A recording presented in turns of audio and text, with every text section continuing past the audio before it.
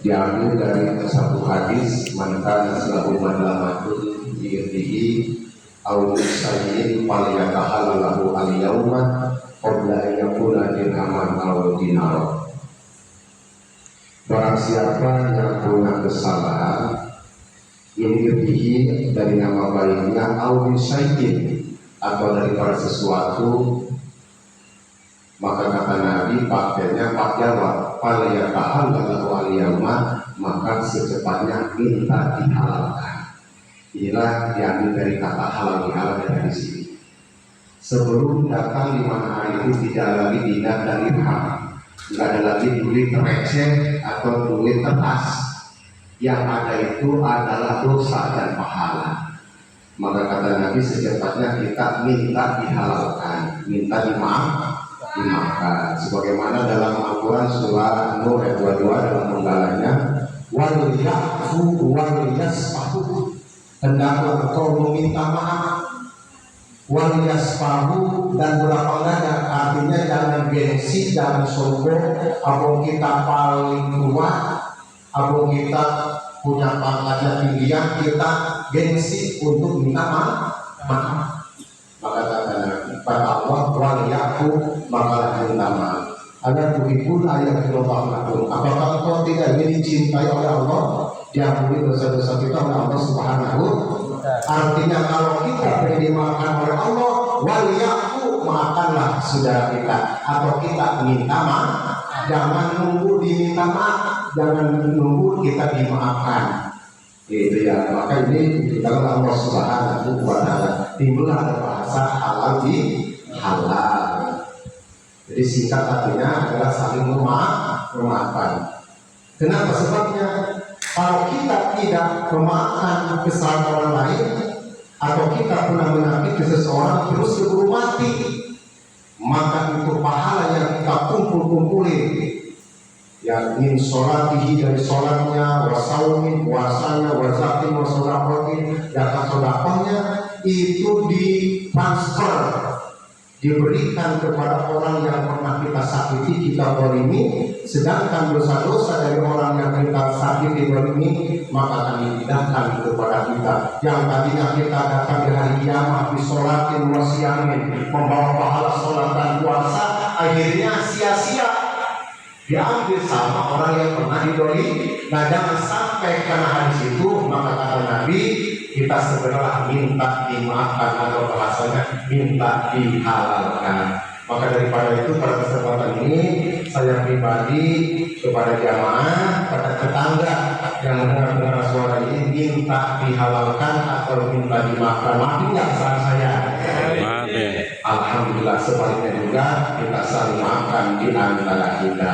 Alhamdulillah. Beres tuh kalau diharap. Yang kedua, mungkin motivasi dari guru kita tadi, kita harus tumbuh cinta kepada guru kita. Kenapa? La yasul ilmu illa bita'limil masyayikh. Tidak akan hasil kita ilmu illa bita'limil masyayikh kalau kita tidak mengagungkan seorang gurunya. Kenapa? Sebabnya kalau kita tidak menghormati guru, berarti kita tidak akan mendapatkan ilmu dari guru.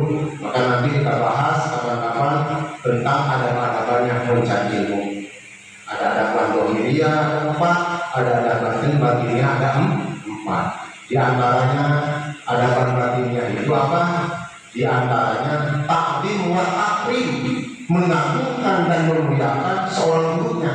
Kalau kita mau belajar ngaji kepada seseorang guru, terus kita tidak menghormati, tidak mencintai guru, maka kita tidak akan mendapatkan ilmunya. Sia-sia. Karena syarat utama adalah di antara adab-adabnya itu adalah takdim wa ihtiram, mengagungkan dan memuliakan kepada seorang guru. Dan ilmu tidak akan kita serap, kita tidak akan dapatkan, bahkan jauh daripada kita akan berhasil manfaat kalau kita tidak menghormati cinta kepada guru. Makanya pentingnya, karena kata Nabi, al-ulama warasatul anbiya, para ulama itu pewarisnya para nabi. Maka diawali dengan alif lam.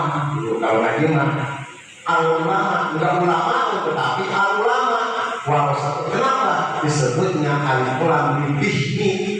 Gitu kata ilmu nahunya.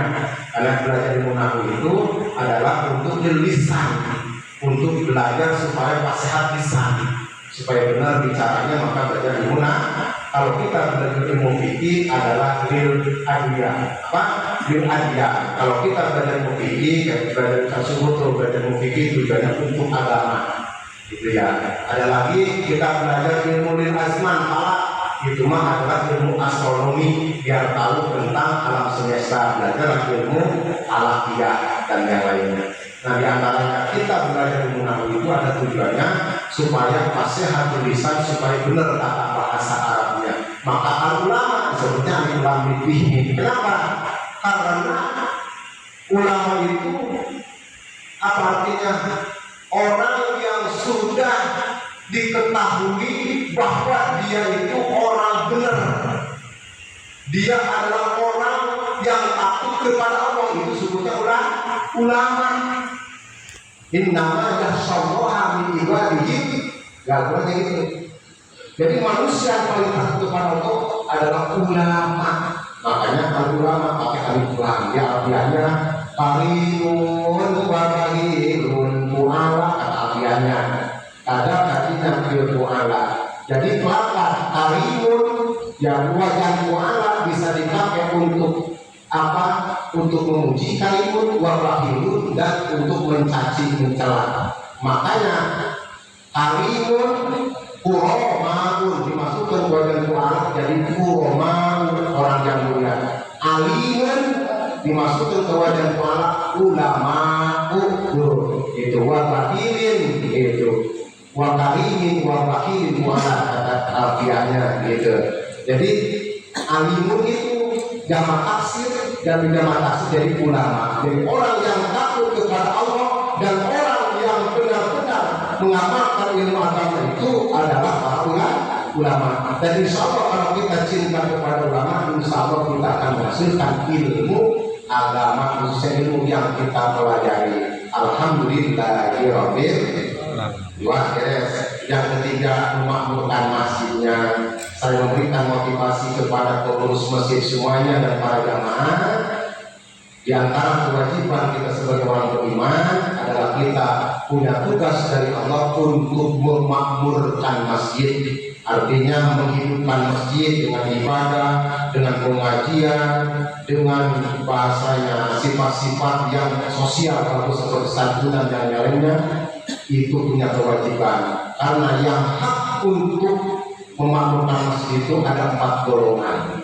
At-Taubah ayat berapa? 18. Innama ya'muru masajidallahi man amana billahi wal yawmil akhir wa qama shalah wa ata zakata wa lam yakhsha illallah. Jadi ada 4 kriteria, ada 4 golongan yang hak untuk memakmurkan masjid.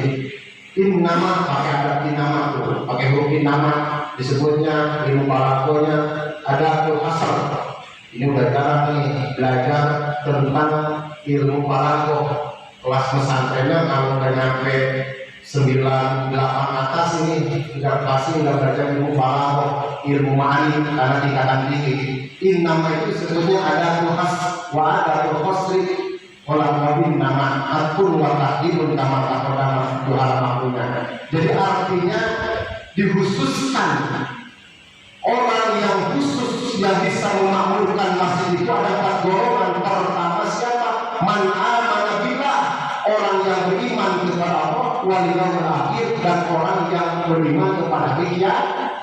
1 golongan itu. Yang hak dan yang layak memakmurkan masjid itu adalah orang yang iman kepada Allah dan orang yang beriman kepada hari akhirat.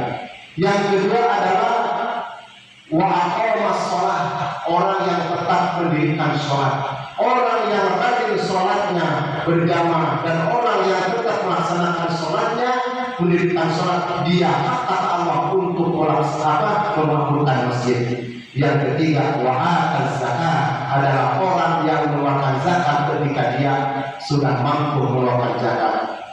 Yang golongan keempat yang hak untuk memakmurkan masjid adalah siapa? Walam yakhsha illallah, adalah orang yang tidak takut pada siapapun kecuali kepada Allah Subhanahu. Artinya di sini adalah orang yang selalu berbuat amal soleh. Jadi kepada pengurus masjid semuanya, jangan takut ketika ada kritikan, ada yang ngomong, ada masukan, gitu ya.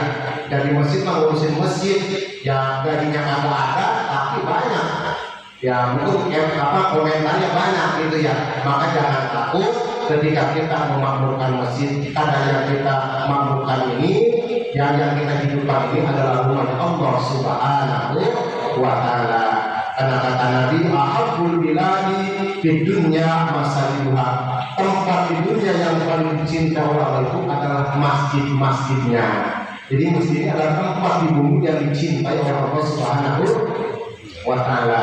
Yang kedua hadisnya, wa abghadul bilad ilal ardi aswaquha. Tempat yang paling dibenci di bumi ini adalah pasar.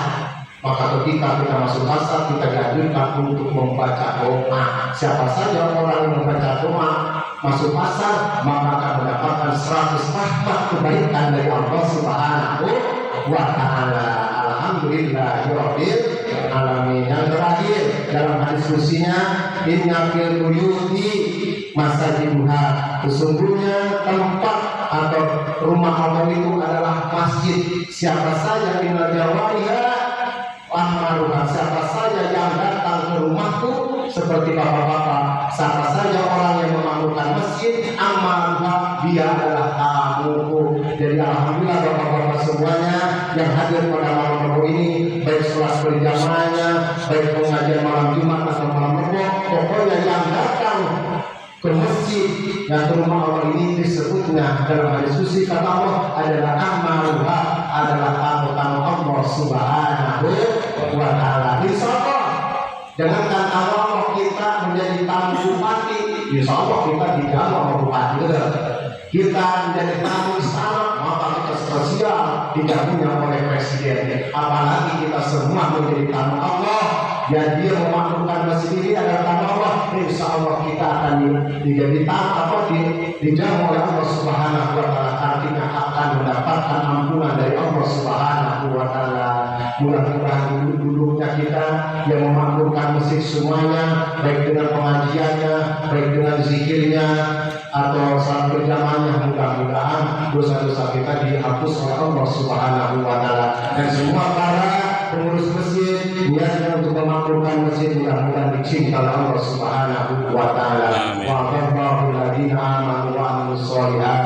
Ya, Allah telah menjanjikan akan memberikan amal soleh kepada orang apa?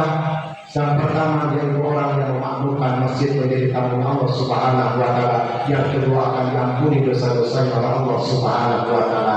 Alhamdulillahirabbil alamin. Jadi saya bahas tentang halal-halalnya, terus takdiman hormat kepada gurunya, dan ketiga adalah tentang keutamaan memakmurkan masjid. Jadi kuncinya singkat dan padatnya kesimpulannya, kalau kita duduk hadir di masjid, di rumah Allah, berarti kita semua ini adalah tamu-tamu Allah Subhanahu wa Ta'ala. Jadi jangan kecil hati, jangan pesimis kepada para pengurus masjid, baik Bapak Ustaz Ahmad Ghalib semuanya. Ketika kita berkiprah di masjid, karena masjid itu di Darul Alji, depan masjid itu adalah apa? Rumahku. Wanal masjid adalah sesungguhnya masjid itu adalah milikku. Jadi insyaallah kalau kita ngurusin memakmurkan rumah Allah, maka kita insyaallah akan dimuliakan oleh Allah Subhanahu wa Ta'ala. Artinya dosa-dosa kita akan dihapus oleh Allah dan kita akan mendapatkan rahmat dari Allah Subhanahu wa Ta'ala. Mudah-mudahan ini 10 menit sekilas dari saya. Mudah-mudahan ada manfaatnya. Dan saya mengajak kepada jemaah semuanya, ayo kita hidupkan lagi pengajian kita setiap malam Rabu, ya malam Jumat di sininya, dan pengajian di musola, dari masjid-masjid lainnya, khususnya di masjid Darul ini dengan pengajian. Saya mengajak kepada tetangga, saudara yang tua yang muda, yang belum sempat, ayo kita semuanya pada kumpul bareng untuk tolak berilmi, mencari ilmu agama. Kenapa sebabnya? Karena mencari itu hukumnya wajib.